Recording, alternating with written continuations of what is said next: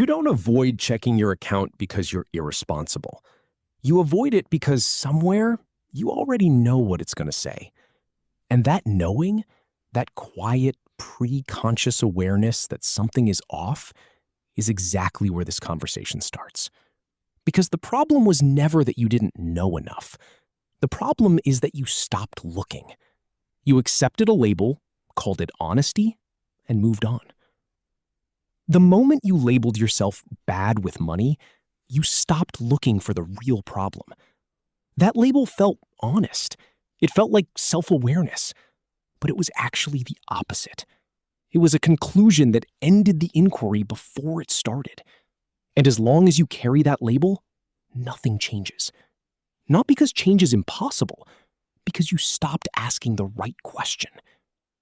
The right question is never, what is wrong with me? The right question is, what am I not seeing? Most people who struggle financially are not reckless. They are not stupid. They are not lazy. They are unaware. Unaware of the invisible patterns running their decisions. Unaware of the emotional triggers disguised as rational choices. Unaware of the gap between what they think they're doing with money and what they're actually doing. That gap is where everything falls apart.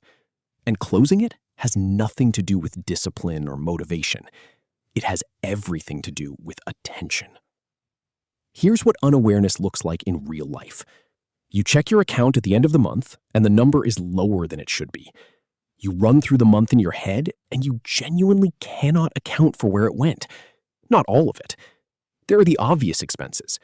But then there's this other category, this blurry middle ground of small purchases that individually seemed harmless and collectively became a problem. You didn't decide to overspend. It just happened, quietly, incrementally, below the threshold of conscious attention. That is not a character flaw. That is a visibility problem. When you cannot see something clearly, you cannot manage it. This sounds obvious, but most people are managing their finances almost entirely in the dark. They have a rough sense of what they earn, a rough sense of what the big expenses are, and then a large, unexamined space in between, where money disappears without leaving a clear trace. Operating in that space without data is not a financial strategy. It is guessing, and you cannot course-correct something you are not actually measuring. The first layer of awareness is simply knowing where the money goes, not estimating, not assuming, actually tracking, even briefly, even imperfectly, for long enough to see the real pattern. Because the real pattern is almost always different from the assumed pattern.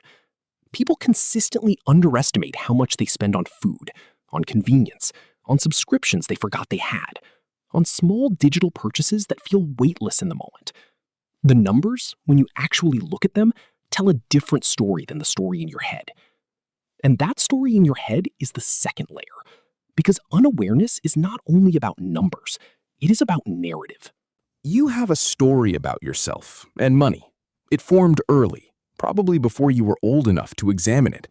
It came from watching how the adults around you handled finances, from the conversations that happened openly and the ones that happened in lowered voices, from the first time you earned something and what that felt like, from the messages, spoken and unspoken, about what money meant, what it said about you, whether people like you were supposed to have it or struggle with it. This is where awareness becomes transformative, not comfortable, transformative. When you start to notice the story, you start to notice the moments when it activates, the guilt that appears when you spend money on yourself, the anxiety that arrives when the account drops below a certain number, regardless of whether that number is actually dangerous. The strange compulsion to spend after a stressful week, as if the purchase will restore something that stress took away. The avoidance of looking at the account at all, because knowing feels worse than not knowing. These are not random. These are patterns. They are consistent, predictable, emotionally driven responses to specific situations. And the reason they keep repeating is not because you are weak. It is because no one ever made them visible to you. You think it's about the coffee. It's actually about the feeling that preceded the coffee. You think it's about the impulse buy. It's actually about the unmet need the impulse buy was trying to satisfy. You think you're making a spending decision. You are often making an emotional regulation decision that happens to cost money. Once you can see that, the decision point moves. Instead of fighting the purchase at the moment of temptation, which is the hardest possible moment to win, you start addressing the emotional state that created the temptation in the first place. That is a completely different intervention, and it is far more effective. The third layer of awareness is understanding your actual relationship with the future. Most people who struggle financially are not indifferent to their future. They think about it constantly. They worry about it. They feel genuine anxiety about retirement, about emergencies, about not having enough. But there is a disconnect between that worry and present behavior. The future feels real when they think about it and abstract when they act. In the moment of a spending decision, the future self is not in the room.